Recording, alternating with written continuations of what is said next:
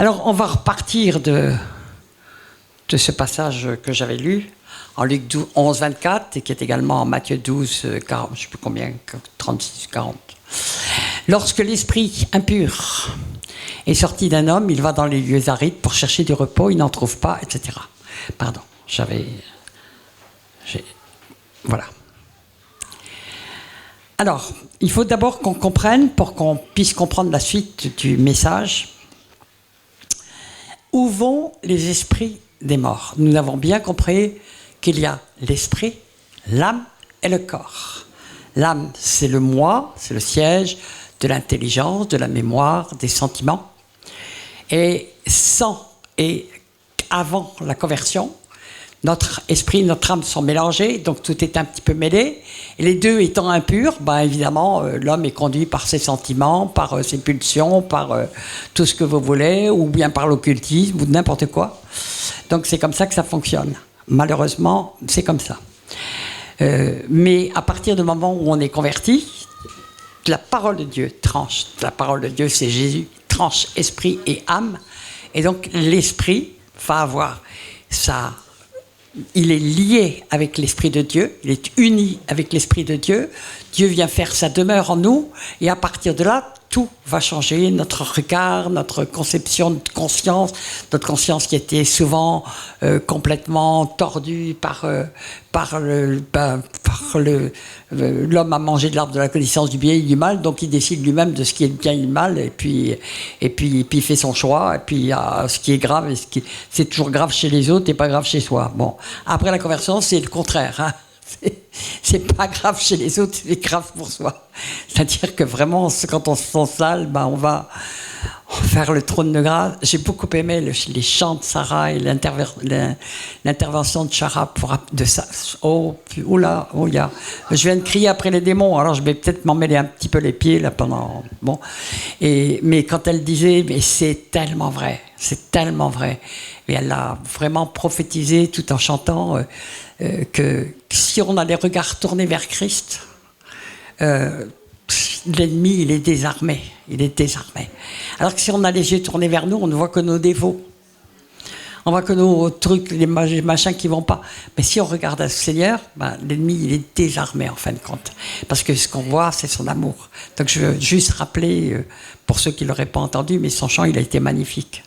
Merci le Seigneur. Merci Seigneur de ce chant. Alors, à qui vont les esprits? Où vont les esprits après la mort? C'est extrêmement important à savoir. Ecclésiaste 12 nous dit que l'esprit doit retourner à Dieu qui l'a donné. Donc c'est quelque chose de différent de l'âme. Le corps part dans la poussière, on le sait. L'âme va attendre le jugement. Hein. Jésus l'a dit à 4 reprises, sans Jean 8, je crois, si je ne me trompe pas, je peux me tromper. Mais il a dit, celui qui sera cher jusqu'au dernier jour sera sauvé. Et bien, il nous a dit, vraiment, donc on va, et tous les vivants les morts seront ressuscités, les morts en Christ seront ressuscités tous ensemble. Donc ils sont au repos, ils sont dans le sein d'Abraham, ils sont dans l'attente. D'accord? Et vous savez qu'il se passe 1000 ans, qu'il se passe une seconde, ça fait aucune différence quand on est mort, hein, franchement. Donc le temps n'existe plus du tout dans ces choses-là. Donc il n'y a pas d'attente, on est simplement, on attend la résurrection des morts.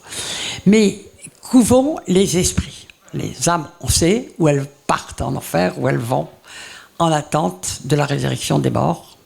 Alors, où vont les esprits? Il est dit donc que tous les esprits doivent retourner à Dieu. Mais nous voyons par exemple Paul qui dit « J'ai livré tel et tel à Satan pour que l'esprit soit sauvé au jour du Seigneur. » D'accord? Il nous est dit en 2 Pierre 2, j'en ai déjà parlé pour parler un petit peu des esprits, que Jésus est allé prêcher aux morts qui étaient en prison depuis le temps de Noé. Donc déjà à l'époque, ça faisait quand même 3000 ans. Ok? Donc vous voyez, ils étaient en prison, les esprits en prison. Il est allé prêcher aux esprits qui avaient été incrédules du temps de Noé. Donc vous voyez, ça pose plein de questions. Je veux dire, il faut fouiller dans la Bible pour commencer à avoir des réponses. D'accord ? Mais c'est très important de savoir où vont les esprits des morts. Les esprits des morts qui ne sont pas sanctifiés, rien d'impur ne pourra arriver devant Dieu. Notre purification, c'est le sang de l'agneau, bien entendu. Et nous sommes aussi, nous devons achever notre sanctification dans la crainte de Dieu. Nous devons achever cette sanctification. Comment ? En marchant de plus en plus avec le Seigneur, en ayant de plus en plus conscience de ce que nous ne faisons pas juste, de nous présentant devant le trône de grâce. Et Dieu ne se lasse pas de pardonner, de sa miséricorde durera toujours, nous dit la parole. Alléluia. Alors, on va lire ce qui est écrit en Ecclésiaste 12, en verset 6. Avant que le cordon d'argent se détache, vous savez que l'âme est liée au corps par un cordon d'argent.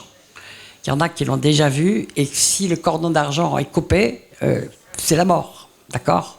Sauf résurrection extraordinaire, mais rare.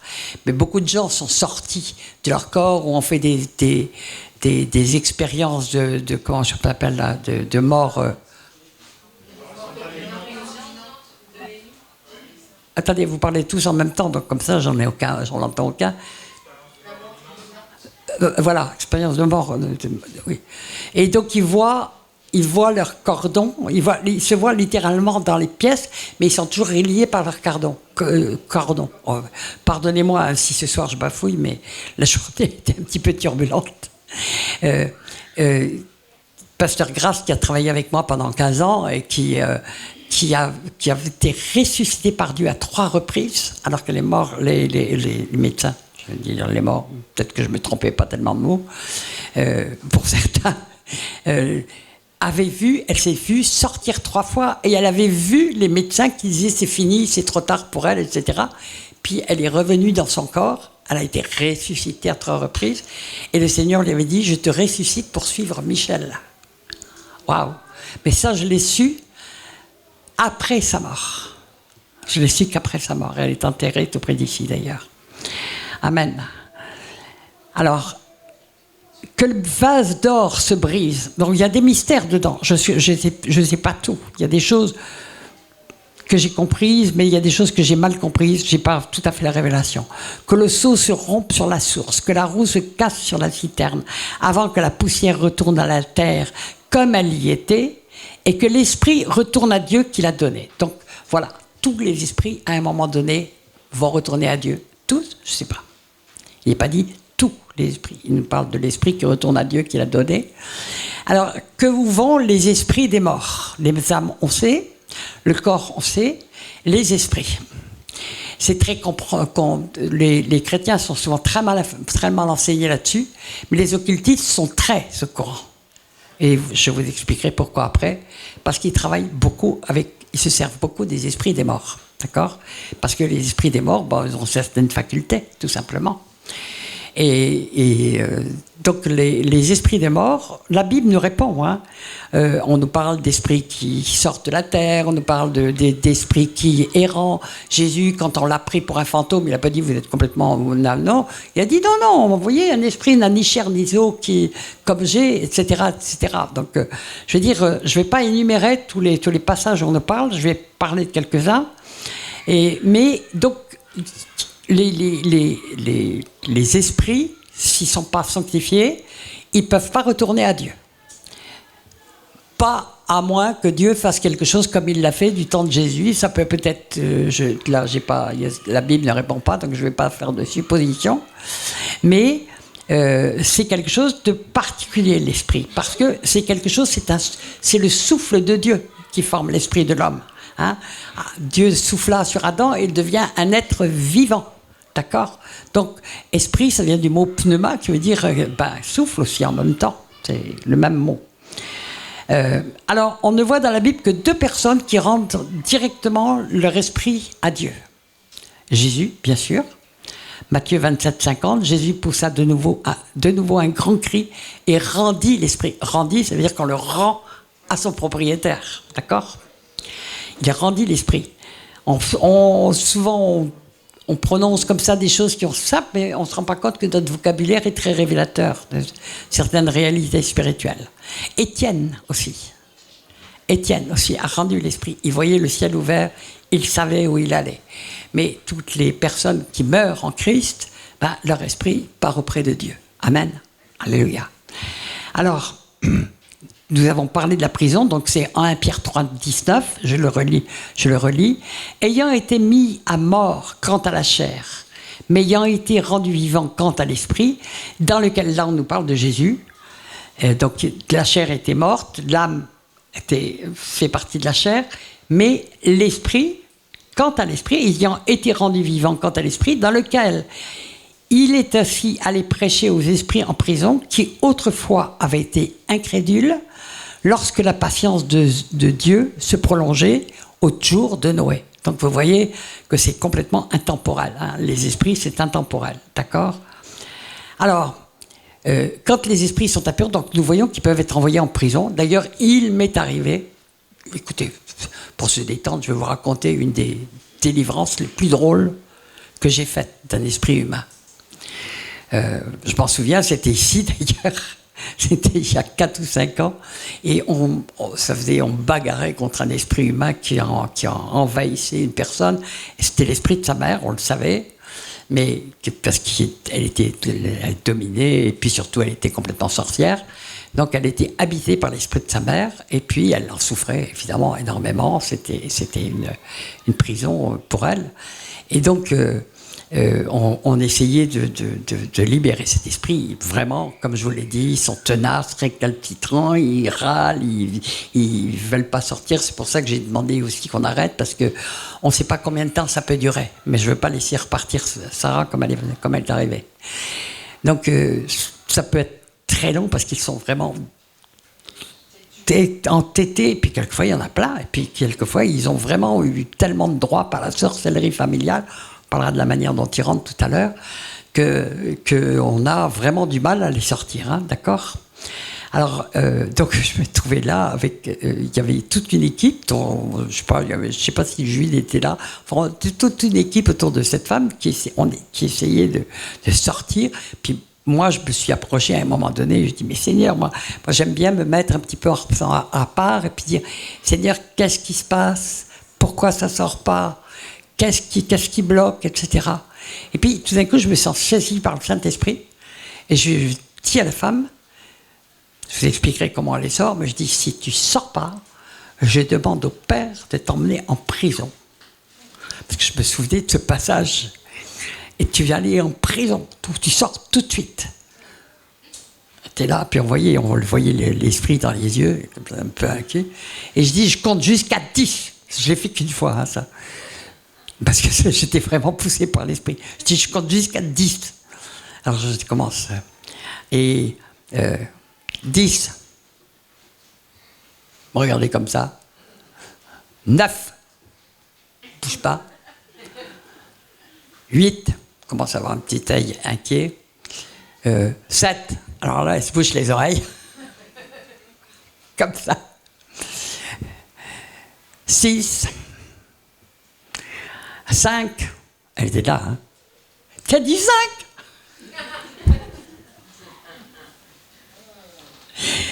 4. Non. 3.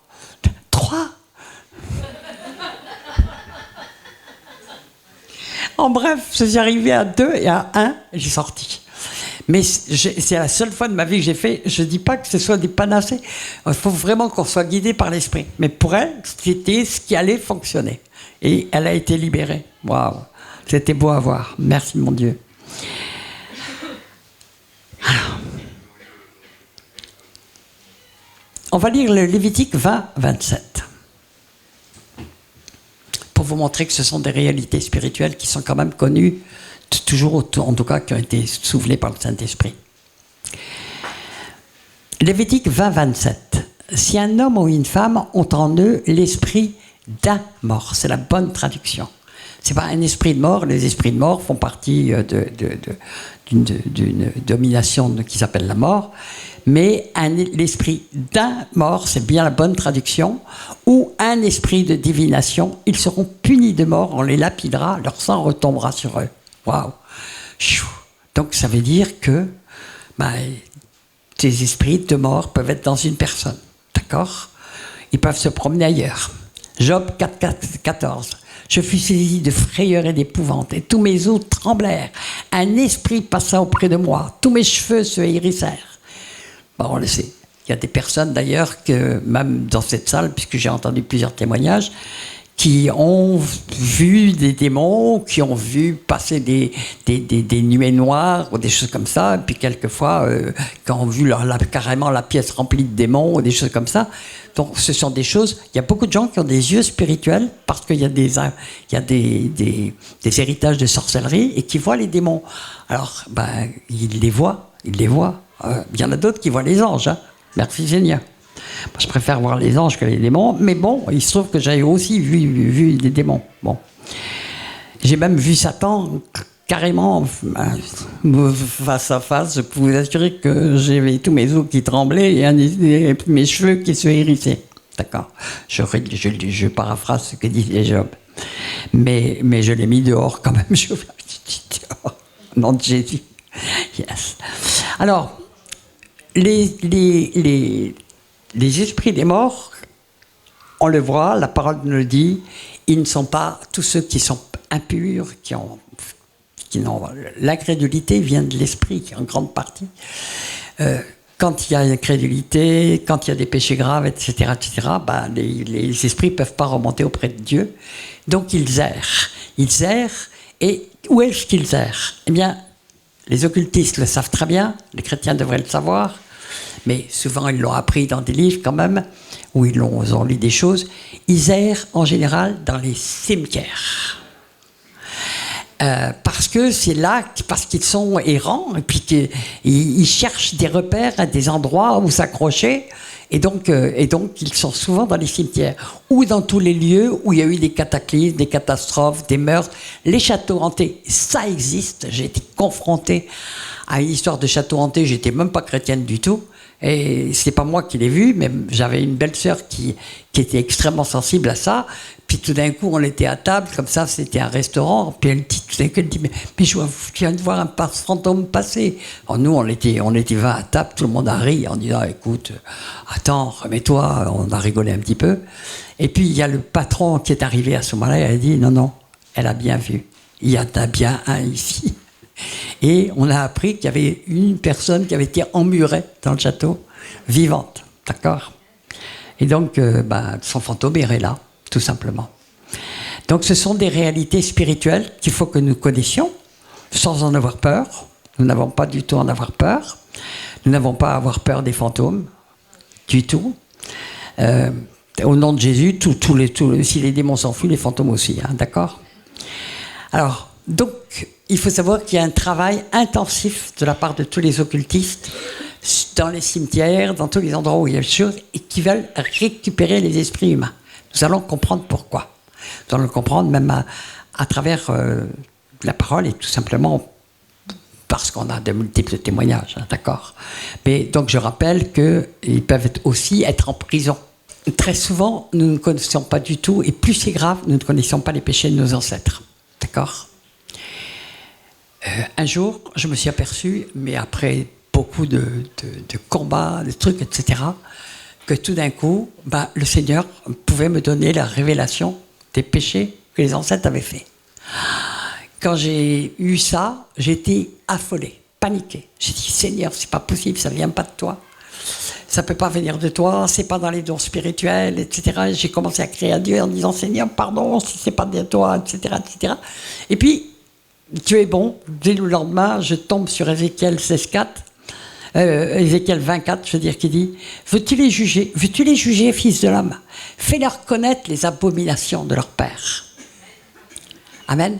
Donc, c'était la réponse de Dieu. Mais non, s'il peut faire connaître à un prophète, il pouvait me le faire connaître aussi, puisque je faisais de la délivrance, pour aider des personnes. Et je ne vais pas vous raconter les expériences hallucinantes que j'ai eues avec certaines personnes, quand le Seigneur m'a révélé ce qu'avaient fait leurs pères. Ne venez pas les uns après les autres, ce n'est pas de la divination qu'on fait. C'est quand on fait de la délivrance, le Seigneur peut nous le montrer, d'accord ? Ne venez pas comme les gens qui courent après les prophètes pour avoir une petite parole, c'est pas une bonne chose. Dieu, quand il doit parler, il parle. Et c'est pareil pour l'interprétation des rêves, l'interprétation, et puis là, connaître les fautes qu'ont fait les ancêtres. Vous pouvez les connaître, parce qu'il est écrit, il n'y a rien de caché qui ne doive être révélé. C'est écrit à 2 reprises, en Luc 8 et Luc 12. Donc, vous pouvez vous appuyer sur ce verset pour demander la vérité. Vous pouvez, il est dit, tout ce que vous lierez sur terre sera lié dans le ciel, tout ce que vous délierez sur terre sera délié dans le ciel. Moi, c'est très courant que je délie les langues, que je brise les pactes, les pactes de silence, les lois de silence, qu'on les délie, etc., etc. Et on peut voir enfin, j'ai vu beaucoup de miracles incroyables, mais vraiment, qui ne dépassent. C'est tellement surnaturel.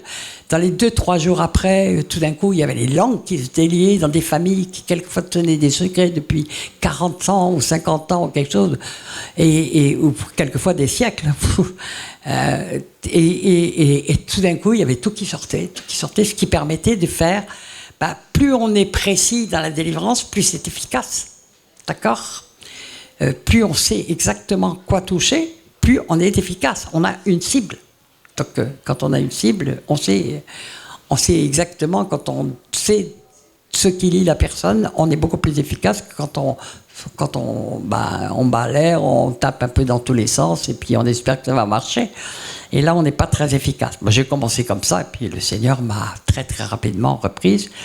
Et puis, pour apprendre à être efficace, on doit être efficace parce qu'on est si peu à faire de la délivrance. J'espère que vous repartirez tous avec la détermination d'en faire parce que c'est pas parce que vous avez des démons depuis 50 ans que ça va changer le fait que vous pouvez vous convertir et puis, comme on l'a vu pour Sarah, et chanter à Dieu, et chanter de la louange, avoir l'onction qui se déverse. Vous savez, c'est pas le Saint-Esprit qui est dérangé par les démons, c'est les démons qui sont dérangés par le Saint-Esprit. Ne vous y trompez pas, d'accord ? Alors, donc, en réalité, il y a plusieurs moyens de le voir. C'est surtout aux conséquences qu'on mesure la gravité de ce qui a pu être fait. Et puis, vous pouvez avoir vraiment des révélations que Dieu fait. Si vous voulez savoir la vérité, vous la saurez. Amen. Alléluia. Quelquefois, le Seigneur met du temps. Moi, je lui ai demandé, mais j'ai attendu depuis 15 ans dans le ministère pour que le Seigneur me révèle que j'avais eu 4 ancêtres au 33e degré. J'aurais jamais cru. Mais alors là, les délivrances que j'ai eues, je ne vous dis pas. Hein. Pourtant, je croyais avoir toutes mes délivrances faites. C'est pour ça que je dis ça peut se faire par palier. Ce n'est pas du tout anormal. Surtout quand on vient de choses très lourdes. D'accord ? Alors, je veux rappeler à Proverbe 26:2. Comme l'oiseau s'échappe, comme l'hirondelle s'envole, ainsi la malédiction sans cause et n'a point d'effet. Donc, quand il y a une malédiction, il y a une cause. C'est aussi simple que ça.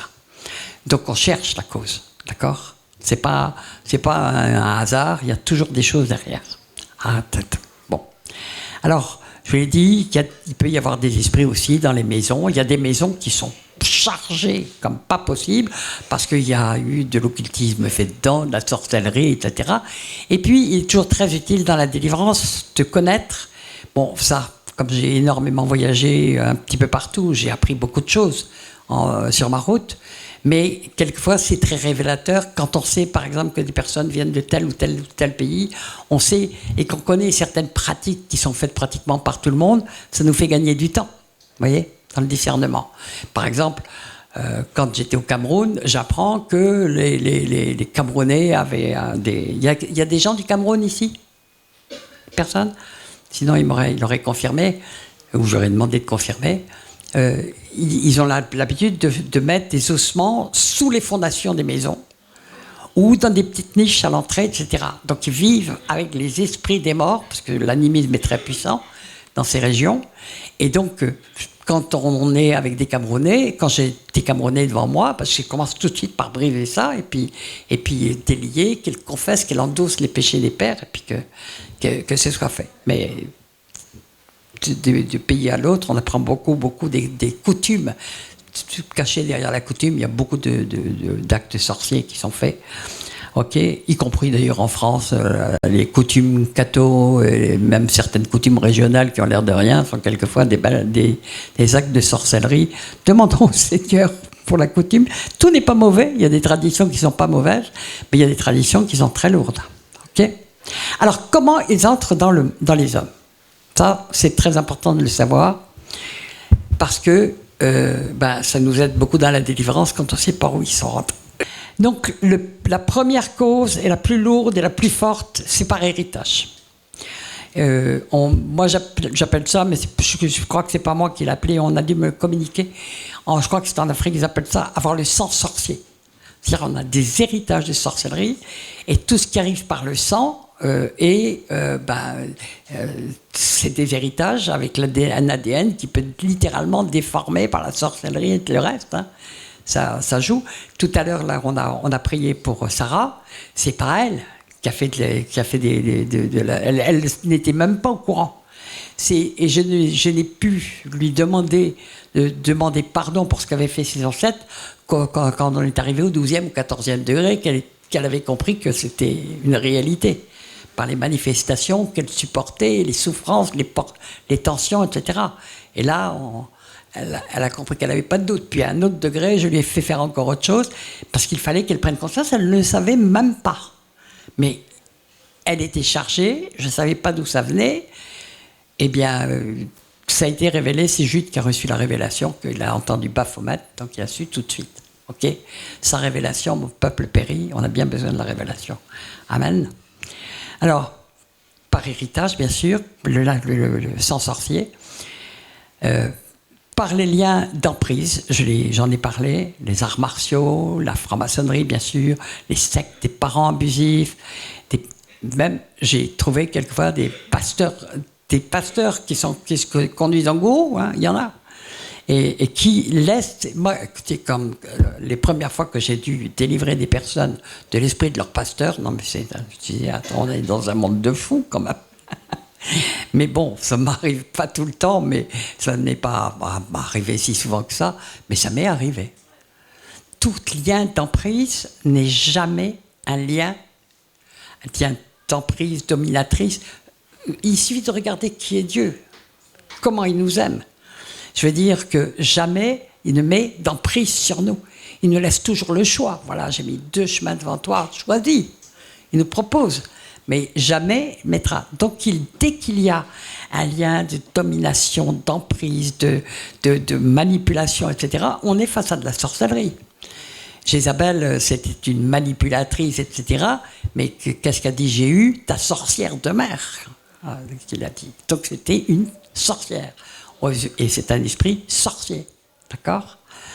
Par les liens sexuels, alors on l'a lu, 2 Corinthiens 6,16, hein, celui qui va avec la prostituée ne fait qu'un avec la prostituée. Ben, quelquefois on a eu des partenaires qui étaient très chargés, transfert, et puis il peut y avoir des liens d'âme tellement puissants qui se sont créés que c'est l'esprit de la personne, si elle est sorcière, il va se promener, il va sortir, il va aller dans l'autre, hein. Point final.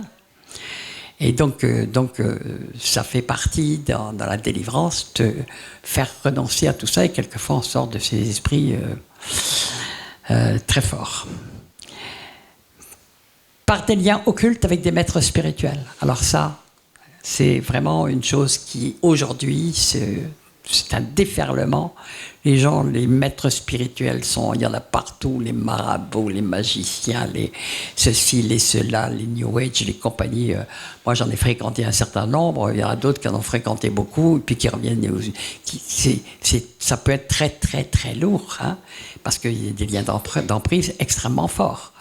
Bon, la franc-maçonnerie, on le voit, c'est à chaque étape, ils se prosternent devant un maître, hein, quand même, hein, et ils acceptent, et ils font un pacte et une alliance avec lui. Alors, de degré en degré, ça devient de plus en plus lourd.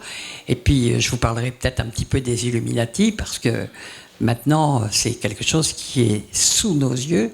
Bon, les premières fois que j'en ai entendu parler, c'était il y a plus de 25, 22, ou 23 ou 25 ans, je ne sais plus. Quand j'ai commencé à comprendre quels étaient ce qu'ils faisaient, et d'où ça venait, surtout, que c'était en fait, c'était les découvertes qu'avait fait le docteur Mengele à Auschwitz en faisant des pratiques sur les juifs qu'on lui livrait pour faire ses expériences. Et il en avait sorti des tas de pratiques, comme la fragmentation des âmes, le moyen de faire des tas de choses. Bon, je ne pourrais pas parler de tout aujourd'hui, donc il y a des choses, je passe dessus, j'en parlerai peut-être à d'autres séminaires, je ne vais pas avoir le temps de tout faire. Mais ça peut aller jusqu'à des degrés terribles. Ce qu'on voit aujourd'hui, ça va... Je veux dire que le monde, il est arrivé à un degré d'occultisme. Et puis on vous met même des messages subliminaux par tous les médias possibles et imaginables. Les enfants entendent ça, ils sont complètement liés, ils sont déjà mis sous des emprises terribles dès leur plus jeune âge. Vous savez, on est dans un temps terrible, terrible, terrible. Il a été annoncé comme terrible par le Seigneur, par Paul, et par tout l'Apocalypse nous le dit aussi. Hein. Bon, eh ben on y est. Pourquoi le Seigneur nous a mis dedans? Pour qu'on crie « Aïe, aïe, aïe, aïe, aïe, pourquoi tu m'as mis dans ce siècle? J'aurais été tellement bien le 19e siècle à me promener avec ma petite mantille en dentelle, là. » Bon. Mais bon, si Dieu nous a choisis pour ce temps-là, c'est qu'il nous a forgés pour ce temps-là. Amen. Amen. Alléluia.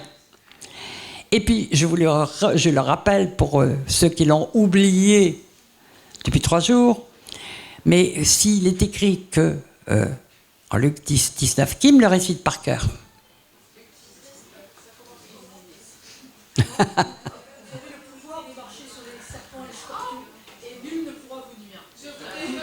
Je vous ai donné le pouvoir de marcher sur les scorpions, sur les serpents, sur toute la puissance de la nuit. Il faut le connaître par cœur, celui-là, il nous sert tout le temps dans la délivrance. D'accord? Mais je vous rappelle que la parole de Dieu, elle est parfaite, et que donc, plus l'ennemi augmente son pouvoir, plus il augmente le nôtre.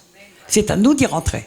C'est à nous d'avoir la foi pour y rentrer et de le mettre en pratique, et nous verrons ce que nos pères n'ont pas vu.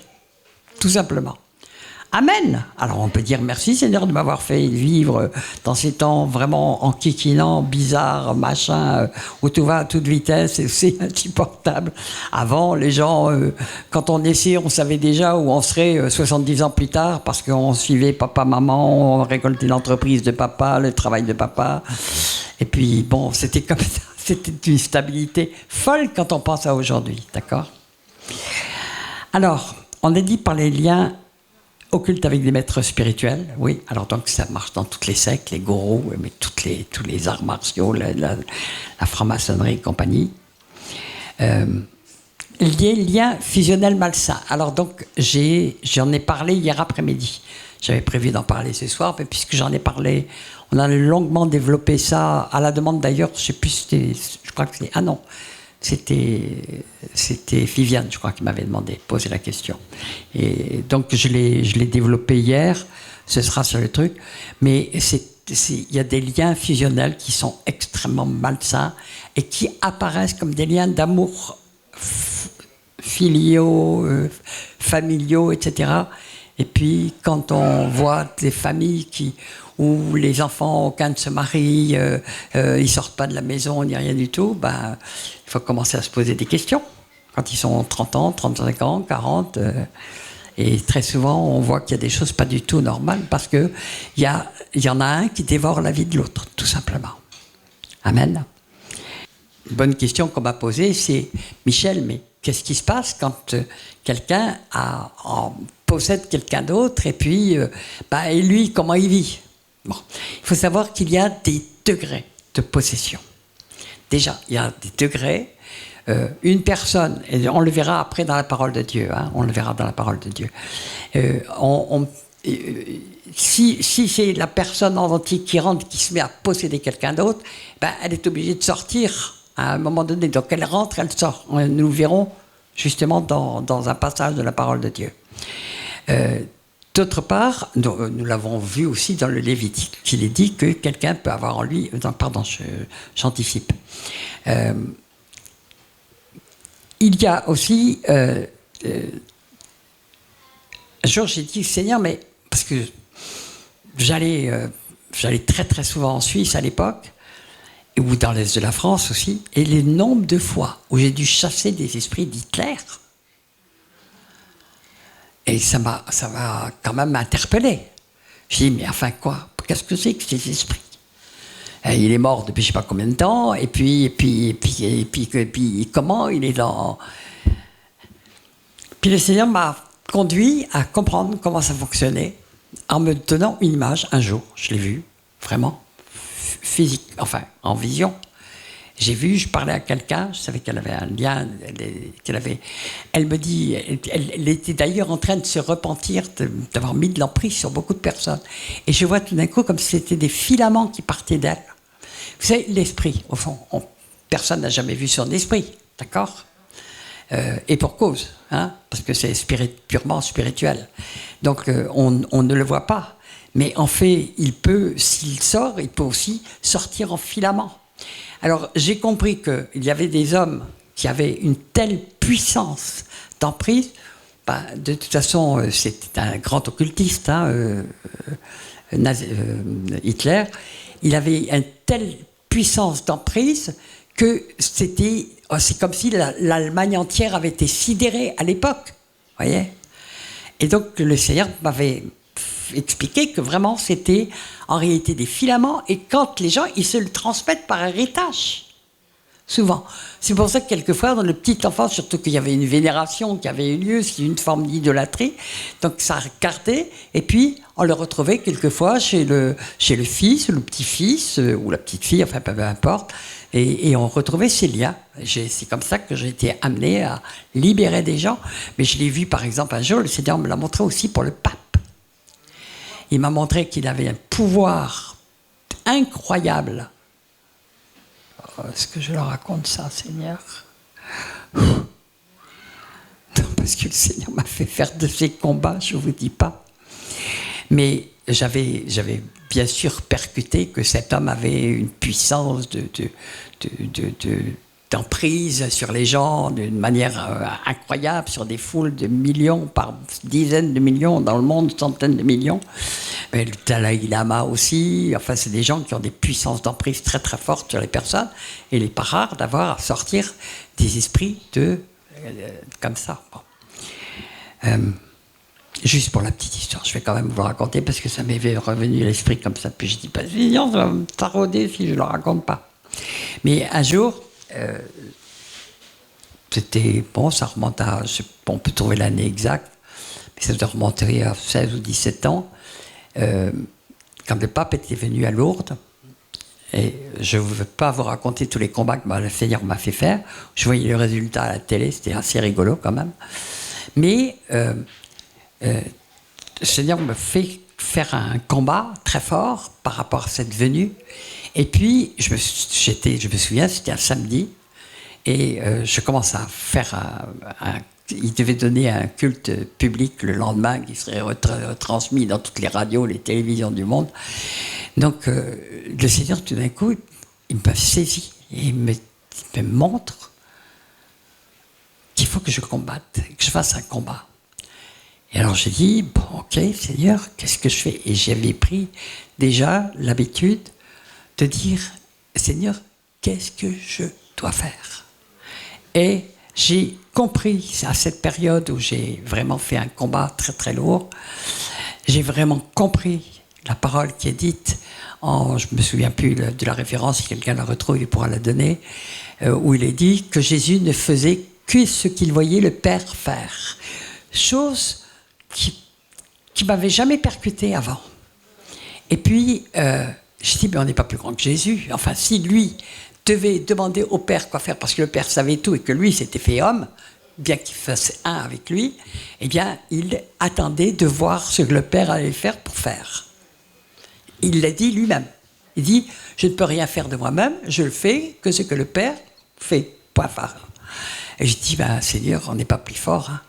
Et donc, j'ai dit, mais Seigneur, qu'est-ce que tu veux que je fasse? Et alors, il me montre le visage du pape. Et puis, il me dit pas, il me montre. Il me montre, et puis il me montre qu'il bandait ses yeux. Waouh! Je dis, ben, Seigneur, je prends le bandage qui est là, je ne sais pas en quoi il est fait, hein. Et je prends, et en ton nom, ben, je bande les yeux du pape. Ok, puis je dis au Seigneur, c'est tout. Et me montre que non. Et puis il me montre qu'il prend une petite fiole, je ne sais pas ce qu'il y avait dedans, évidemment, et puis qu'il la verse dans la bouche du pape. Je dis, ok Seigneur, je prends la petite fiole, je la verse dans la bouche du pape. Demain, c'était dimanche, je vais à mon église, mon culte. Et puis, à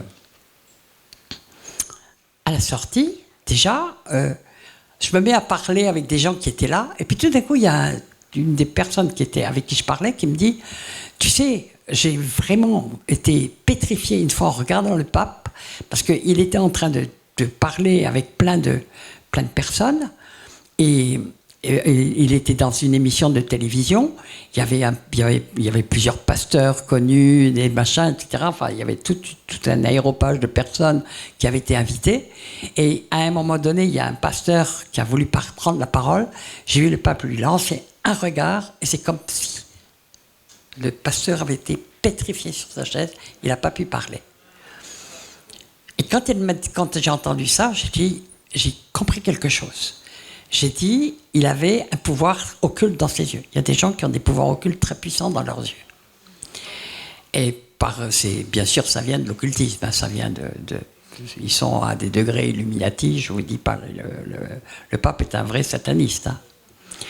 Donc, j'ai compris comment ça fonctionnait. C'est-à-dire qu'il y a des gens qui ont des pouvoirs dans le regard qui littéralement va sur tous les gens. Ouais.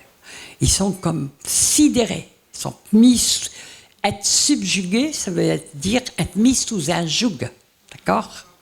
Et ils sont subjugués. Et vous comprenez mieux ce qui se passe dans certaines choses où les gens sont littéralement en état de transe ou autre, et puis c'est comme s'ils deviennent des marionnettes. On peut créer comme ça des émeutes, des machins, etc. Les gens n'ont même plus leur propre volonté. Moi, j'ai été pris une fois dans une panique. Je m'en souviendrai toujours, parce qu'on perd complètement conscience de tout ce qu'on est, etc.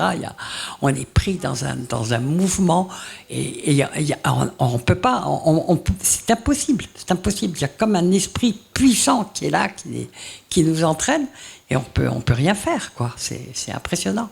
Mais alors donc, j'ai compris aussi pourquoi le Seigneur m'avait demandé de bander les yeux du pape, parce que, avec ses yeux, il subjuguait les foules.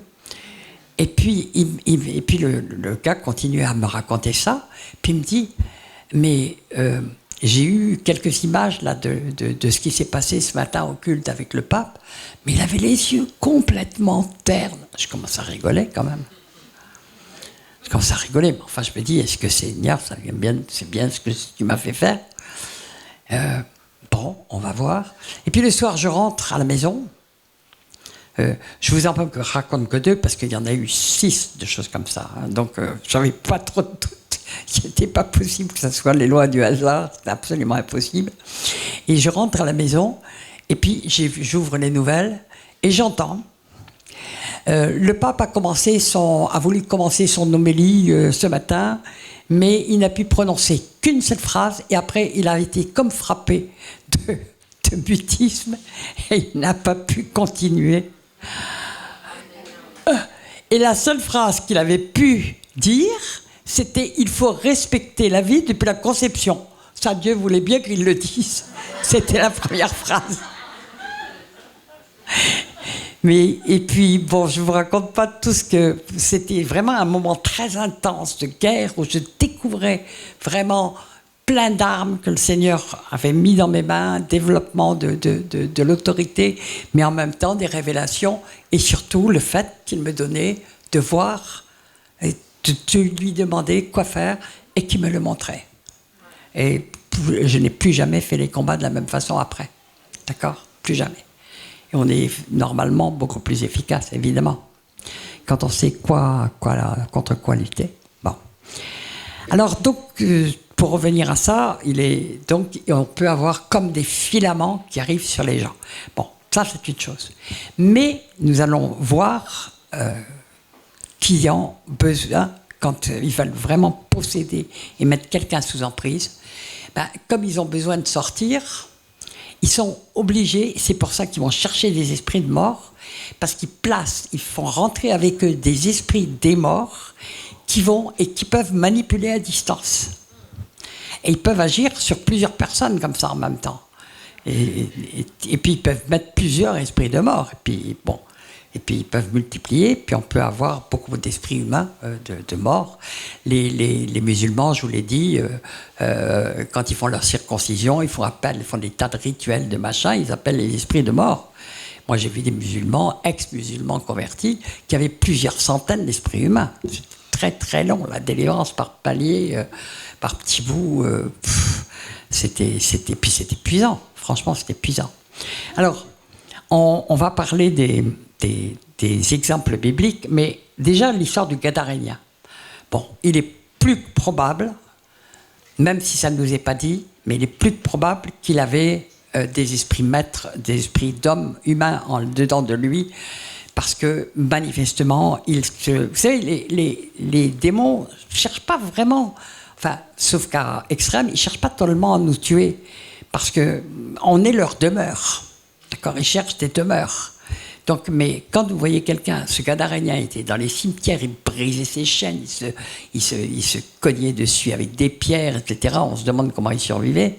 Et quand Jésus l'a libéré, nous nous souvenons qu'il y a c'était une légion, donc Jésus ne l'a pas donné, mais c'est quand même le seul cas où on voit Jésus demander son nom.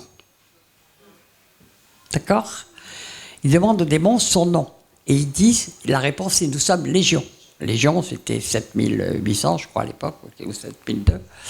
Donc, et puis, il y en a 2000 qui sont partis dans les ports. Les porcs, ce n'est pas des bêtes qui se suicident du tout. Hein. Donc, pour que 2000 porcs se suicident, c'est qu'il y avait dire qu'il y avait 2000 esprits humains de mort, probablement. D'accord ? Qui étaient dedans. Des 2000 esprits de mort, peut-être, mais en tout cas, des esprits très puissants. Alors, et il avait des esprits qui voulaient le tuer par tous les moyens, le rendre fou, c'est clair. Et qu'il est impossible ça, vous savez, aujourd'hui, des Gadaréniens, on en voit beaucoup. Dans l'état du Gadarénien, on en voit beaucoup. Si Jésus a demandé ce nom, c'est parce que pour nous, il peut être utile de savoir à quel esprit humain nous avons affaire. Quand il n'y en a qu'un, ça peut être relativement facile. Parce que moi, ça m'est arrivé de dire tu vas me dire ton nom, au nom de Jésus. Et ça m'est arrivé d'entendre la réponse, mais j'ai raconté l'histoire qui m'était arrivée avec Malika, où il y avait la mère qui disait « moi, je suis l'esprit de sa mère », le truc, mais ça m'est arrivé souvent, hein, d'entendre « moi, je suis l'esprit de Satan, mais moi, je suis l'esprit de son grand-père, mais moi, je suis... » Alors, et c'était des morts ou des vivants. C'est assez impressionnant, parce que l'esprit des morts, c'est pas son âme, donc c'est quelque chose d'autre que l'âme, donc il peut aussi dire « je suis l'esprit de... » qui sont capables de parler, d'accord ? Quand ils disposent, ils ne peuvent pas parler. Mais quand ils disposent de notre langue pour parler, ils s'en servent. De nos cordes vocales, ils s'en servent. D'accord ? Alors, on va prendre la parole, parce que c'est à partir de là que j'ai pu vraiment écrire sur le sujet et démontrer, parce que beaucoup de gens connaissaient cette réalité spirituelle, mais n'avaient jamais trouvé les fondements bibliques. Et puis moi, le Seigneur me les a montrés à travers 3 passages, comme ça, en travaillant dessus, parce que ce sont des écritures, tout simplement, et j'ai essayé de comprendre. Et puis, un jour, je suis arrivé. Alors, on va lire 3 passages qui situent exactement la même scène. Mais c'est très intéressant, quand on lit la Bible et qu'il y a une scène qui se répète dans plusieurs livres, de les regarder, parce qu'il y a souvent des détails. C'est comme un puzzle, vous voyez ? Vous voyez tout ce qui s'est passé à partir du moment où vous avez lu les 3 ou les 4 évangiles qui en parlent. C'est par exemple à la croix, tout ce qui s'est passé. Si vous voulez avoir vraiment le fil de tout ce qui s'est passé, il faut vous lire de près les 4 évangiles. D'accord ? Et là, vous allez avoir... Alors, on va commencer par Matthieu 17. D'abord parce que ça nous donne des indications très fortes sur la manière dont on peut combattre ces esprits. Et puis, ça nous donne des indications sur la manière dont ils agissent. C'est chaque fois la même scène, hein, il n'y a pas le moindre doute là-dessus. Alors, on va à partir du verset 14. Je vais le lire parce que nous allons voir des détails très intéressants dans chaque évangile.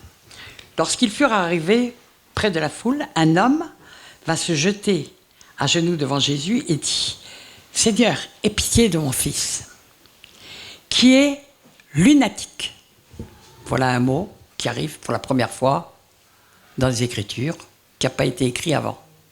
D'accord ? Lunatique, aujourd'hui on dit de quelqu'un qu'il est lunatique quand il est distrait. Mais c'est un sens très précis, lunatique. Lunatique, ça veut dire qu'il est sensible aux nouvelles lunes. Dans la police, on sait très bien qu'il y a une recrudescence de crimes à ce moment-là, tout simplement parce qu'il y a une activité de sorcellerie très forte aux nouvelles lunes et aux pleines lunes. D'accord ? Et c'est connu depuis des millénaires, ça. Qu'il y a des changements de comportement. Il y a des personnes qui sont très sensibles aux nouvelles lunes, aux pleines lunes. C'est puisqu'ils ont en général un héritage de sorcellerie. C'est aussi simple que ça. D'accord ? Ou qu'il y a une activité sorcière dans leur entourage. Donc voilà déjà un premier mot sur lequel on passe souvent comme ça, mais on sait tout de suite qu'il y a une activité sorcière qui est là. Ça veut dire que c'est aux pleines lunes, sans doute, qu'il a des crises. On va voir souvent les psychiatres diraient « Ah, il a des crises aux pleines lunes. » Non, il y a une activité sorcière à ce moment-là. Et qui souffre cruellement. Alors je souligne là-dessus parce que ça expliquera la dureté des paroles de Jésus après. Oui, parce qu'il souffre cruellement. Une personne qui est sous l'emprise de tels esprits souffre cruellement. Il tombe souvent dans le feu et souvent dans l'eau. Je l'ai amené à tes disciples et ils n'ont pas pu le guérir. Et Jésus va dire quelque chose de terrible aux disciples. C'est pour nous. Race incrédule et perverse, répondit Jésus. Jusqu'à quand serai-je avec vous ? Vous vous rendez compte un peu la dureté des paroles ? Jusqu'à quand vous supporterai-je ? Amenez-le-moi ici. Alors, je m'arrête un petit peu. Pourquoi est-ce que Jésus est si dur ? Parce qu'ils ont abandonné l'enfant, parce qu'ils n'arrivaient pas. On ne sait pas tout. On apprend tout le temps avec le Seigneur. On ne sait pas tout. C'est pas là le problème. Le problème n'est pas de savoir tout, de ne pas savoir. De toute façon, avec le Seigneur, on ne peut rien faire sans lui. Donc, on avance pas à pas. Et dans chaque délivrance, elle est unique. Hein. Donc, c'est pas là qu'était le problème. Le problème, c'est qu'il l'avait abandonné. Et puis, sans doute qu'il l'avait abandonné en disant, bon, ça doit être de la faute de son père de cet enfant. Il a certainement péché devant Dieu d'une manière abominable. Enfin bref, ils l'ont laissé choir alors qu'il souffrait cruellement. Et donc, Jésus leur fait un reproche très fort. Et c'est à nous qu'il le fait aussi. Quand on laisse tomber des gens qui sont dans une grande souffrance, alors que le Seigneur nous a donné le pouvoir de les guérir, parce que nous verrons qu'en Luc 9, quand on le lira, il leur avait dit avant qu'il leur avait donné le pouvoir sur tous les démons. Et le mot démon englobe les esprits humains, parce qu'ils se conduisent en démons. D'ailleurs, nous le verrons dans le même passage et dans plusieurs passages. D'accord ? Ils se conduisent en démons, c'est des esprits méchants, quoi. Ils deviennent des esprits méchants. Bon. Jésus parla sévèrement aux démons. Alors c'est intéressant parce que normalement il donne des ordres, mais là il parle sévèrement. Et il y a une clé pour la délivrance de ces démons qui sortit de lui et l'enfant fut guéri à l'instant même. Alors, les disciples s'approchèrent de Jésus et lui dirent en particulier, en réalité, ils ne sont pas très fiers. Jésus vient de leur parler avec un peu de dureté quand même, c'est le moins qu'on puisse dire. Ils ne sont pas très fiers. Et puis, qu'est-ce qui se passe? Ce qu'ils font là, c'est ce qu'ils auraient dû faire avant d'abandonner l'enfant. Quand on ne sait pas, on dit « Seigneur, je ne sais pas quoi faire, peux-tu me montrer quoi faire ?» Et le Seigneur, si vraiment on veut, vous allez voir que le Seigneur va vous pousser à faire, ou même vous montrer, ou il parle tantôt d'une manière, tantôt d'une autre. Ça peut être par vision, il y en a qui reçoivent par l'esprit, il y en a qui reçoivent, ils entendent par l'oreille, des choses comme ça. Et le Seigneur répond. Est-ce que vous avez appris à dialoguer avec Dieu? Il parle comme il veut. Et chacun entend Dieu à sa manière. Hein.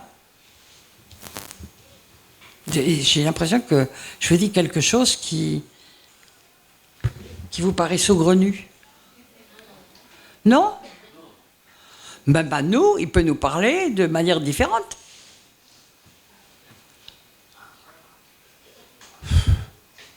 Il y a comme un flottement là dans la salle. Il y en a qui disent « Ah là là, j'entends jamais la voix de Jésus. » Oui, mais est-ce que tu lui poses des questions? Est-ce que tu prends le temps de l'écouter? Le Seigneur répond toujours. Ben, il faut lui poser les bonnes questions, puis c'est pas la peine de lui poser des questions dont la réponse est déjà dans la Bible. Hein.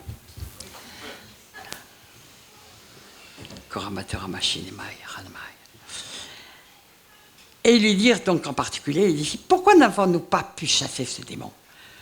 Et Jésus répond « C'est à cause de votre incrédulité, a dit Jésus. » Ah bon? Ils ont été incrédules en quoi? C'est là qu'il va leur dire, je vous le dis en vérité, si vous aviez la foi comme un grain de sénévé, vous diriez à cette montagne, transporte-toi d'ici là, et elle se transporterait, rien ne vous serait impossible. Rien ne vous serait impossible. Donc le Seigneur montre que c'est un problème de foi, et tout simplement, ils ne sont pas allés, ils ont préféré laisser choisir l'enfant plutôt que de reconnaître qu'ils ne savaient pas et d'aller demander à Jésus et d'avoir la foi que Jésus leur dirait quoi faire. C'est aussi simple que ça. Amen. Donc c'est à cause de votre incrédulité qu'ils sont bloqués. L'incrédulité, ça amène en enfer, hein, d'après ce que nous disent les Écritures. Si vous lisez... Bon. Mais cette sorte de démon, vous allez lire ça dans la plupart de vos Bibles, mais sachez que dans le grec, il n'y a pas marqué cette sorte de démon, il y a marqué cette sorte, tout court. Et souvent dans les Bibles, il y a un petit crochet pour dire que ça a été rajouté. D'accord? Selon les Bibles. Cette sorte de démon ne sort que par la prière et par le jeûne. Alors, je vais m'arrêter 2 minutes là-dessus, parce que nous allons comprendre toute la différence avec, je dirais, des démons normaux, entre guillemets. Jésus, quand il a dit de chasser les démons, quand on chasse les démons, à qui on parle? Aux démons. Au nom de Jésus, tu sors. Hein? Point final. Même s'il faut se combattre un peu, ils sortent. Si on veut vraiment, si on est déterminé, ils vont sortir. Mais quand on prie, à qui on s'adresse? À Dieu. D'accord? Vous voyez la différence? C'est-à-dire qu'on a besoin de l'aide de Dieu. Comme les apôtres avaient besoin de l'aide de Jésus. D'accord? On a besoin de l'aide de Dieu. Et donc, on doit s'adresser à Dieu. Et Dieu peut envoyer ses anges. C'est lui qui le fait. Je l'ai vu souvent. Il envoie ses anges parce qu'on a affaire à un type de démon. Si vous vous souvenez de ce que je vous avais enseigné, ce que le Seigneur m'avait fait découvrir à travers d'enseignements de frères, tout simplement, c'est que ces esprits n'ont pas vu Golgotha, n'ont pas vu leur défaite, et ils n'ont aucune crainte de Dieu. Alors que les démons tremblent, ils ont la crainte de Dieu. D'accord? Donc c'est toute la différence. Donc on prie. Et puis le jeûne, bon, on nous parle de jeûne, c'est effectivement quelque chose qui est extrêmement courant, que j'ai vu, quand les gens ont des esprits humains, très souvent, ils sont appelés au jeûne, ou d'autres qui les délivrent sont appelés au jeûne. Ça arrive assez souvent. Moi, j'ai vu des gens qui se préparaient pour ce type d'esprit et qui jeûnaient ce que Dieu leur demandait. Hein. Puis, ils demandent différemment à chacun selon ce qu'il peut supporter. D'accord ? Donc, et nous verrons que ce n'est pas dans les 3 évangiles. Donc, on ne fait pas une théologie de quelque chose qui n'est pas marqué à chaque fois. D'accord ? Mais moi, j'ai vu des personnes, la première fois que j'ai vu une délivrance comme ça, d'ailleurs, je me souviens, c'était une personne, elle est montée et elle a dit, je suis depuis 3 jours dans le jeûne et la prière, dans l'église où j'étais, la première, et donc, elle dit, j'ai jeûné depuis 3 jours parce que je veux me débarrasser, c'est un esprit masculin, je ne veux plus cet esprit d'homme devant moi, je n'en veux plus, je veux me libérer de cet esprit. Et tout le monde a prié pour elle, et là, l'esprit est parti relativement facilement. Parce que c'était Dieu lui-même qui lui avait demandé de se mettre dans le jeûne. D'accord ? Alors maintenant, on va passer à Luc 9. Parce que nous allons... Attendez, on va d'abord Marc 9, pardon. D'abord Marc 9, on va les prendre dans l'ordre. Parce que c'est très intéressant de voir les détails différents qui nous sont donnés de l'un à l'autre. Mais c'est là que j'ai découvert que Jésus parlait d'un esprit humain. Parce que c'était différent des autres esprits. D'accord ?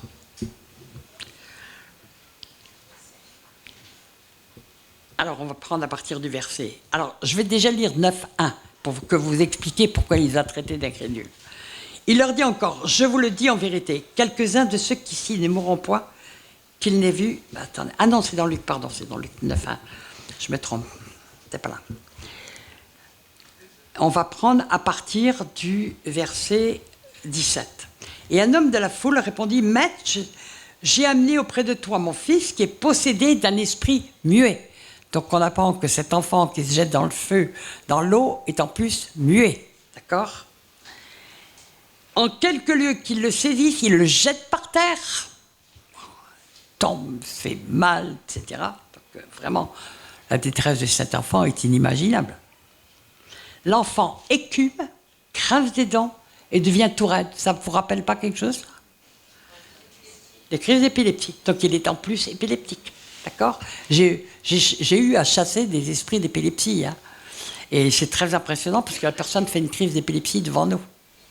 Et il y en a, on le voit d'ailleurs, ça se passe aussi devant le Seigneur. Et c'est très impressionnant, mais il ne faut pas se laisser, bien sûr, il faut prendre des précautions. Je suis partie du verset 14. Mais j'en suis au verset 18. Hein. Donc, c'est une crise d'épilepsie. Alors, vous voyez un peu l'état de cet enfant. Et il devient tout raide. J'ai prié tes disciples de chasser l'esprit, mais ils n'ont pas pu. Et Jésus va répondre de la même façon. Race incrédule, leur dit Jésus. Jusqu'à quand serai-je avec vous ? Jusqu'à quand vous supporterai-je ? Amenez-le-moi. On lui amena. Et aussitôt que l'enfant vit Jésus, l'esprit la visita avec violence, il tomba à terre et se roulait en écumant. Donc, vous voyez que ce sont des choses tout à fait normales lors de délivrance que d'avoir quelquefois des manifestations très violentes. D'ailleurs, en Actes, on nous dit que les esprits sortaient avec des grands cris. On a je ne sais pas combien d'exemples dans la Bible. Et vous savez, quand vous n'entendez jamais ça dans les églises, alors que les gens sont chargés comme des bonnets, vous vous dites qu'il y a peut-être un ordre de Jésus qui n'est pas accompli du tout. D'accord ? C'est la norme. C'est la norme, ce qu'on fait. Jésus demanda au Père, alors, donc, aussitôt que l'enfant vit Jésus, l'esprit l'agita avec violence, il tomba à terre et se roulait en écumant. Donc, il fait une crise devant Jésus. Et Jésus, très paisible. Jésus demanda au Père pourquoi on fait. Il veut nous apprendre, nous enseigner, nous. Combien y a-t-il dedans que cela lui arrive ? Depuis son enfance, répondit-il. Donc, cet enfant est nettement, clairement, une victime de la sorcellerie. Nous ne voyons pas la mère dans tous ces passages. La mère est absente, ce qui est un petit peu étrange. Alors, c'est peut-être pas la mère, mais peut-être c'est la mère qui fait de la sorcellerie, c'est pas impossible.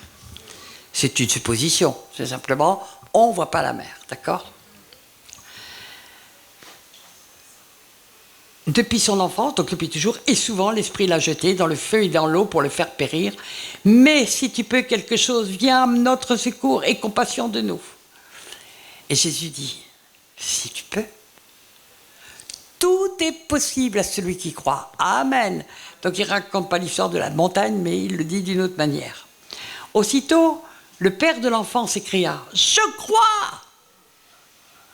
Viens au secours de mon incrédulité. » Ça, je trouve que ce passage est merveilleux, parce que quelquefois on dit, ben, Seigneur, non mais je veux croire, mais j'arrive pas. Tu peux faire comme ce père, dire, Seigneur, viens au secours de mon incrédulité.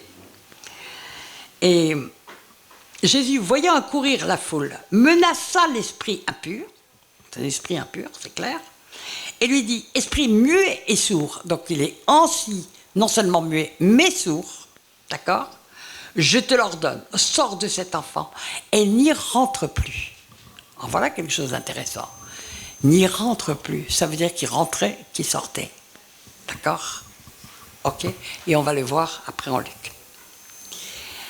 Et il sortit en poussant des cris, en l'agitant avec une grande violence. L'enfant devint comme mort, donc pas une petite délivrance, hein, de sorte que plusieurs disaient qu'il était mort. Enfin, raide. Vous savez que ça m'est arrivé, ça ? Un jour, j'étais en Suisse.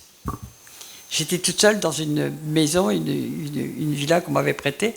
Et puis, il y a une femme qui vient me voir pour sa délivrance. Donc, je prie pour elle. Puis, à un moment donné, je la vois tomber par terre, comme morte. Ah, ah. Je dis, Saint-Esprit, qu'est-ce que je fais ? J'en ai pas l'âge du tout. Je ne savais pas, je ne pouvais rien faire. Je m'essayais bien sûr de la secouer, de bouger. Réveille-toi, mais bouge. Rien. C'est assez impressionnant, hein, franchement. Surtout quand on ne sait pas. Mais bon, j'ai eu le bon réflexe, j'ai demandé au Seigneur, au Saint-Esprit. Et puis, il m'a dit, ordonne à l'esprit, je ne sais plus quel esprit il m'a dit, de faire sortir. Enfin, il m'a dit un esprit très précis, l'esprit de coma. Il m'a dit, ordonne à l'esprit de coma de sortir.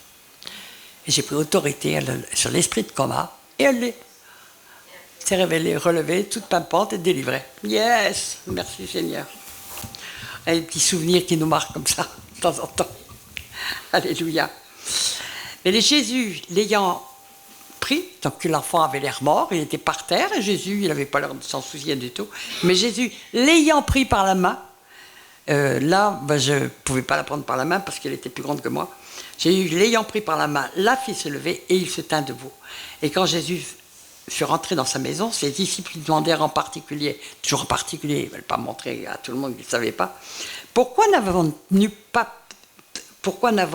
pas pu chasser cet esprit ? Il leur répondit, cette espèce-là ne peut sortir que par la prière. Donc nous voyons, le Seigneur nous montre clairement qu'il y a un type d'esprit qui ne se chasse pas comme les autres. D'accord ? Je vais en profiter pour dire tout de suite, c'est une aberration d'être 5 autour d'une personne et qu'il y en ait 10 qui crient à la fois, enfin 5, 10, pardon pour le truc, mais qu'il y en ait 5 qui crient à la fois, sors, sors, sors. C'est absolument pas biblique. Il y en a un qui a l'autorité et qui prend l'autorité, les autres se mettent en position de prière, de protection, parce que le dos n'est pas couvert, que dans des trucs difficiles, Satan peut attaquer par derrière, il y a des démons qui peuvent attaquer par derrière ceux qui prient, etc. Et puis, il y en a qui peuvent être à l'écoute pour voir si le Seigneur veut donner des révélations qui vont aider tout le monde. Hein, c'est ça. Une bonne équipe de délivrance doit être composée de 2, 3 personnes, 4 personnes éventuellement. On n'a pas besoin d'être 25, quelquefois on est plus, mais en tout cas, tout à l'heure on a prié tous ensemble, on peut avoir tout le monde qui prie. Pour une personne, ça c'est normal. Quand un membre souffre, toute l'Église souffre, donc on prie, c'est écrit. Amen. Alors maintenant, on va passer à Luc 9, et nous allons avoir encore un nouvel éclairage du même épisode, et nous voyons que bout à bout, il y a un éclairage qui se fait d'une manière assez profonde et remarquable. D'accord? Je vois qu'ils n'ont pas fini leur délivrance. C'est que c'était du costaud, je m'en doutais un petit peu. Korapashinemai, parapashinemai, parapashinemai. Tokapali pali atiashana. Attendez que je me. Je ne suis pas dans Luc 9. Alors, je vais lire Luc 9. Donc, pour comprendre que la scène s'est passée avant et pourquoi Jésus est aussi tellement sévère avec ses disciples. Jésus, ayant rassemblé les 12, leur donna force et pouvoir sur tous les démons avec la puissance de guérir les maladies. Jésus, à tous ses enfants, disciples, a donné pouvoir. Il n'est pas marqué, il a rassemblé les 12 apôtres. Il a dit les disciples, il a rassemblé les 12 disciples. Il leur donna force et pouvoir. Il vous a donné force et pouvoir sur tous les démons avec la puissance de guérir les maladies. Vous avez envie de vous le graver, ce verset dans le cœur, pour qu'il augmente votre foi? Force et puissance sur tous les démons avec la puissance pour guérir les malades. Gravez-vous ce verset. C'est pour ça que Jésus leur a donné, et c'est qu'après qu'ils ne font pas cette délivrance. Et qu'ils devraient. C'est pas pour rien que c'est marqué avant. Vous savez, c'est très intéressant, ce sont des écritures, de regarder de près certains textes, parce que le Seigneur nous éclaire sur plein de choses. Et moi, j'ai toujours travaillé comme ça, parce que sinon, j'aurais jamais pu travailler. Alors, on va prendre à partir du verset 38. Et voici, du milieu de la foule, un homme s'écria, « Maître, je t'en prie, porte le regard sur mon fils, car c'est mon fils unique. » Alors, voilà encore un détail nouveau qui est parlant, parce que dans une fratrie, vous savez, les démons qui sont en héritage ne se divisent pas. Ils ne se divisent pas. Donc, très souvent, il y a un des enfants qui en reçoit une partie, s'il y a un héritage d'eau, un en reçoit une partie, un autre en reçoit une autre, un autre en reçoit une autre, etc. Mais quand il est un fils unique, il se ramasse tout. D'accord ? Est-ce que Dieu a voulu qu'on ait tellement des enfants uniques? Puisqu'il a dit croissez et multipliez-vous, et qu'on part de 2, si on doit se multiplier, ça fait plus que 2, normalement. Aujourd'hui, les gens, ils font un enfant à 45 ans, et puis... Et après, on s'étonne que Dieu soit en colère et que bon, enfin bref, c'est pas mon sujet. Alors, déjà, c'est mon fils unique. Un esprit le saisit et aussitôt il pousse des cris et l'esprit l'agite avec violence, le fait écumer et a de la peine à se retirer de lui après l'avoir tout brisé. Donc le fait écumer, donc on voit en résumé ici, il l'agite avec violence, donc il le jette dans le feu, dans l'eau, il le lance au sol, etc. Et il le fait écumer, donc il y a des crises d'épilepsie et certainement, enfin, il a de la peine à se retirer de lui après l'avoir tout brisé. Un démon ne part pas sans qu'on lui ordonne de sortir. Là, l'esprit est obligé de partir, de repartir. Et probablement, il rentre aux nouvelles lunes et il ressort aux nouvelles lunes. D'accord? Il ressort. Après, il ne pas. Mais quand il part, il le brise. Les démons normaux, je redis entre guillemets, ils ne font pas du tout ça. Une fois qu'ils sont dans la place, ils y restent, et puis ils aiment bien qu'on les oublie, qu'on ne s'en aperçoit pas, et qu'on ne connaisse même pas leur présence, qu'on ne les reconnaisse pas. Mais des esprits qui rentrent et qui sortent, ce n'est pas du tout des démons classiques, ce sont des espèces particulières, ce sont des esprits humains que, effectivement, si là, c'est l'enfant qui est complètement habité, et ces esprits humains, l'esprit humain qui est là, qui est peut-être l'esprit de la mère, ça ne nous est pas dit, mais en tout cas un esprit sorcier sans le moindre doute qui rentre, qui sort, parce qu'il a besoin de rentrer, parce que sinon, s'il est tout le temps entièrement, là il est entièrement dans l'enfant, s'il ne rentre pas à la maison, sa maison, elle va être détruite. Amen. Alors nous voyons, on va quand même lire la suite.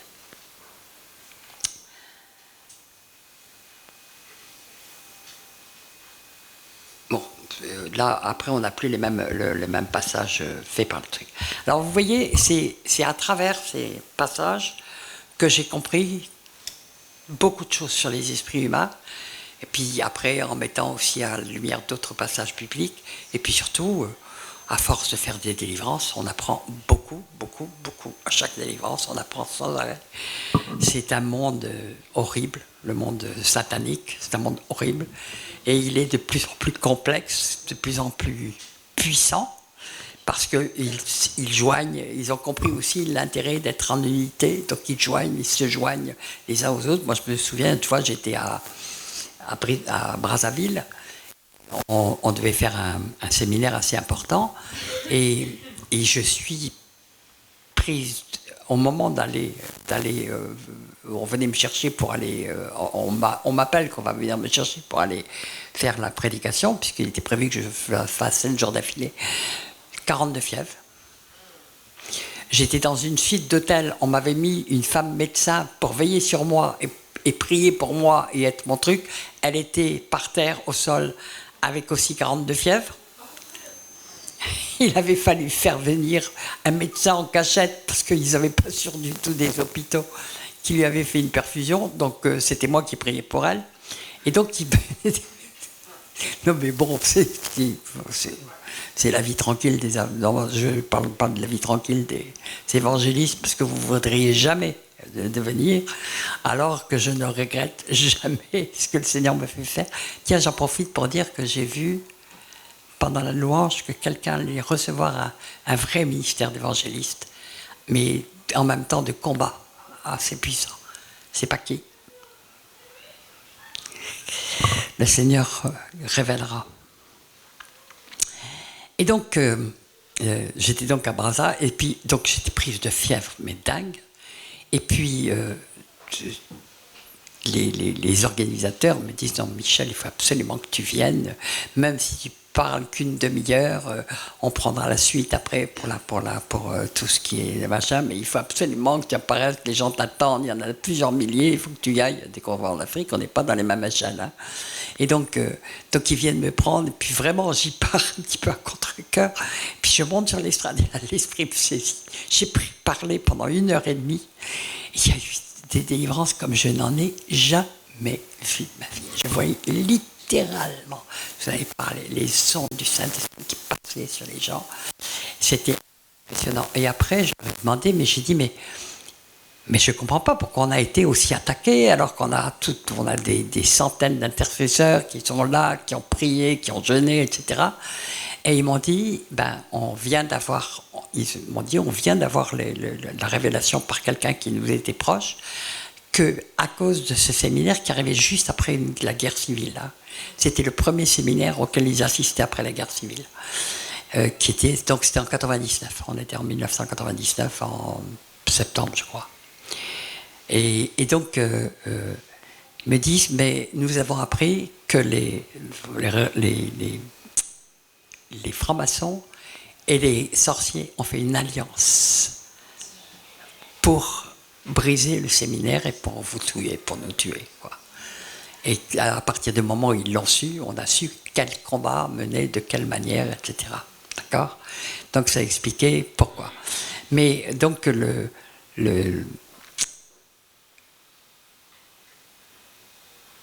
alors, comment les chasser ? Donc on en a parlé.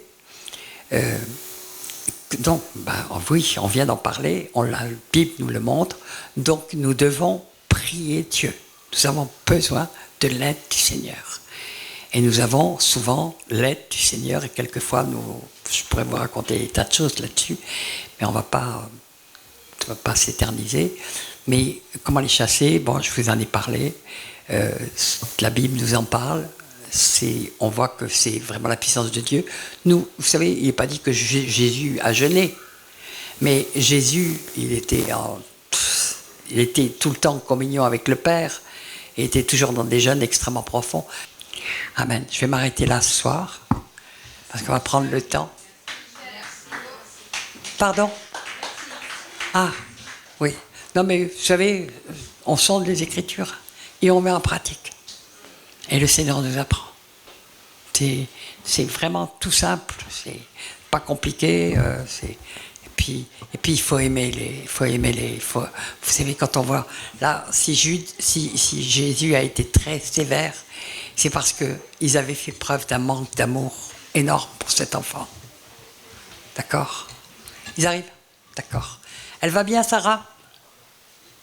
Oui? Ah, merci Seigneur. Je ne sais pas si elle part très tôt demain matin, je ne sais pas, pour la Belgique. J'espère qu'on la reverra en pleine forme, changée, transformée. Vous savez, c'est une des plus belles choses qui nous arrivent. C'est quand on voit la victoire, quand on voit les gens complètement libérés de ce type d'esprit. Leur visage change, leur vie change. Là, ils ne sont plus tourmentés, ils ne sont plus brisés. Ils peuvent être tués par ces esprits. On le voit là, ils veulent tuer. Ils sont des esprits... Ils sont... À se demander s'ils ne sont pas pires que les démons.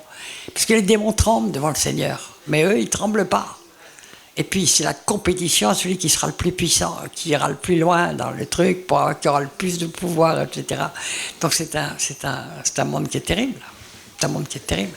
Un monde très, très grande méchanceté. Mais, je vous le rappelle, je ne sais pas si je vous l'ai dit, c'est un monde de terreur. Parce que c'est un monde où on sait que si on est mandaté par Satan pour une mission et qu'on la rate, Satan va tout faire pour vous tuer. Et j'ai vu beaucoup de sorciers et de satanistes qui avaient été tués, se suicider ou autres, parce qu'ils avaient manqué une mission, notamment contre moi. Ça fait un drôle d'effet. Alors on va tout simplement se mettre à prier le Seigneur, parce que je pense que le Seigneur veut faire des délivrances. J'ai vu plusieurs d'entre vous qui étaient clairement pris par un esprit humain.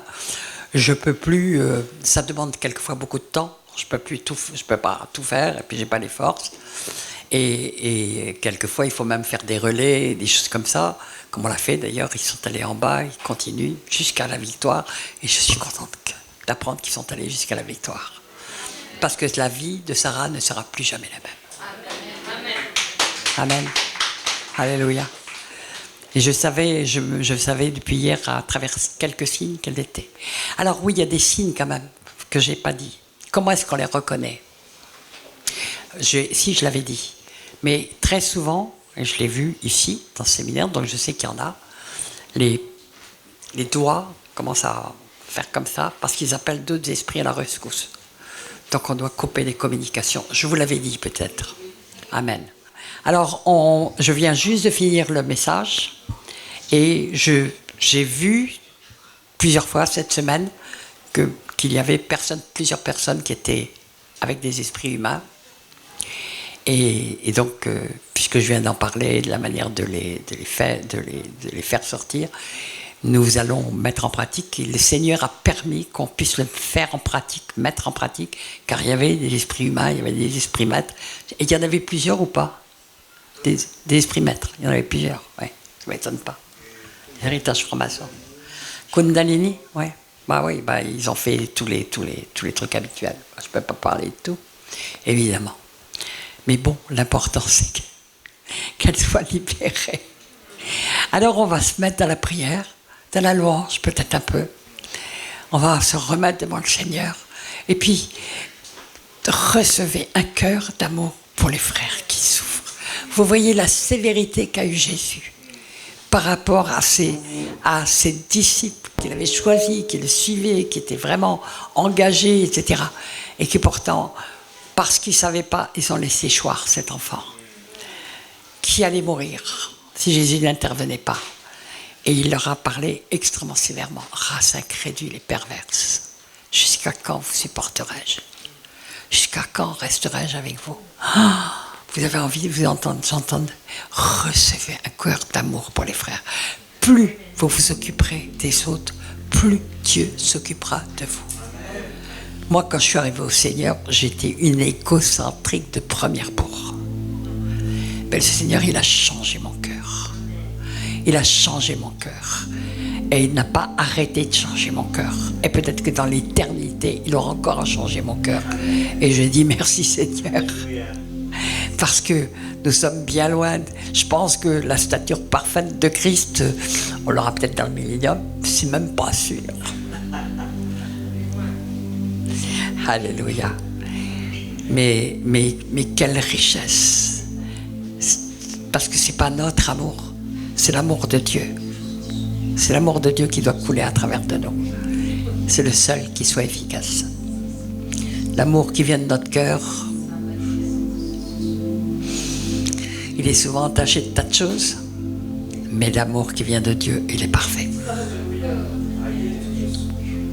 Recevez l'amour de Dieu. C'est-à-dire verse à moi ton amour. Mais si vous ne le mettez pas en pratique, si vous devenez un canal de l'amour de Dieu, plus vous déverserez de l'amour de Dieu vers les autres, plus vous recevrez de l'amour de Dieu.